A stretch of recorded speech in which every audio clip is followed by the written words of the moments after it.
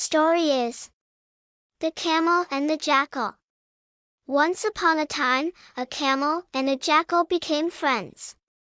The jackal was clever and cunning, while the camel was gentle and kind. They often went together in search of food.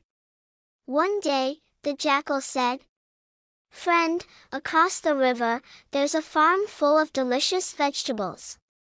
Let's go eat." The camel, who couldn't swim, hesitated.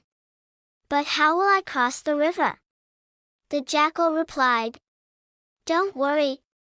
They'll ride on your back and guide you." So the camel swam across the river with the jackal on his back.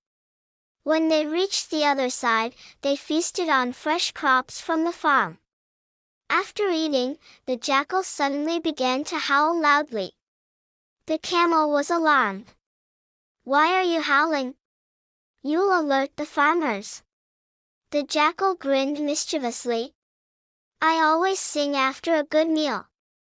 It's just my habit."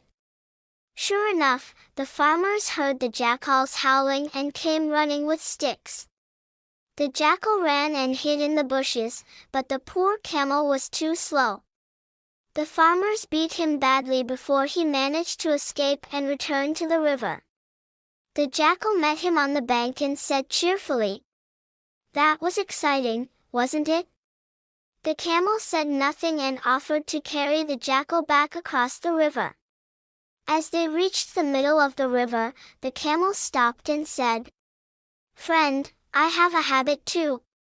After a good beating, I like to take a dip." And with that, the camel rolled in the water, throwing the jackal off his back. The jackal, who couldn't swim well, struggled and barely made it to shore. The camel calmly swam away.